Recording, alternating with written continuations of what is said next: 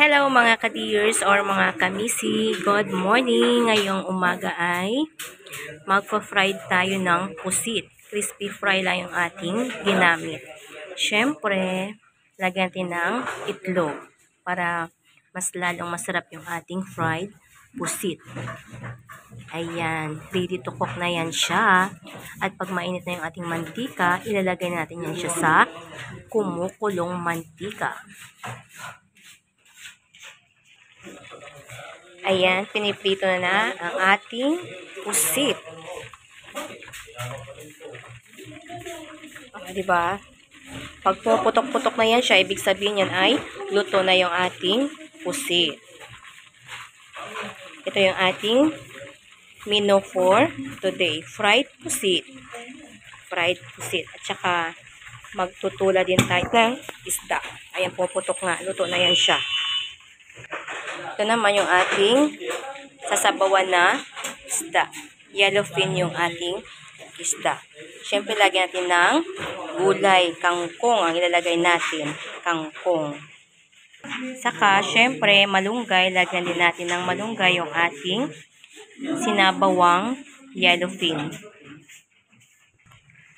Ayan, nagpakulo tayo ng tubig dito. Nilagyan din ng asin, saka seasoning, saka kamatis, saka lemongrass. Pag mga sinabawang isda or chicken, naglalagay talaga ako ng lemongrass para hindi siya malansa. O, diba? Masarap yan siya. Pag kumulo yan siya, saka natin ilalagay yung ating isda. Isabay na natin yung ating mga gulay para hindi masyadong overcook yung ating isda. O, yung ating pusit luto na, o. Looking yummy ang ating pusit.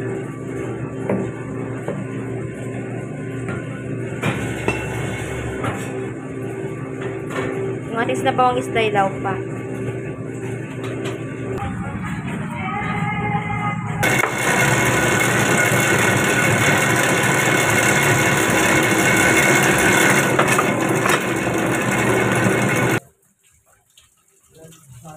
Ayan, ilagay na natin ating mga isda, yung ating yellowfin.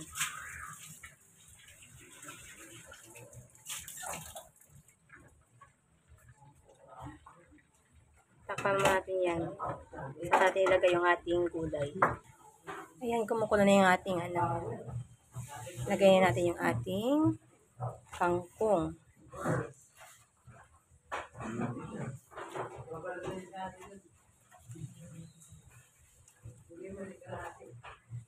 Daming kangkong, much better.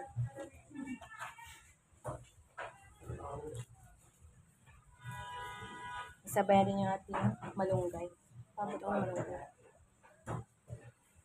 Ating moringa or malunggay, sabay natin. Tapos mga 2 minutes, 3 minutes, luto na yung ating sinabawang isda. Mabilis naman maluto yung pusit saka yung isda. Ayan, takpan lang natin yan. Yan. Ayan na, luto na natin. Pero medyo na mamawas siya takwa. Diba? Luto na yung ating sinabawang isda.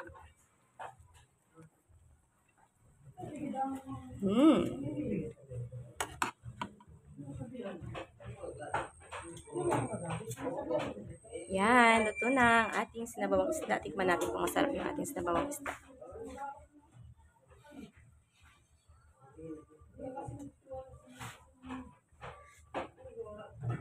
Sarap na yung ating isda.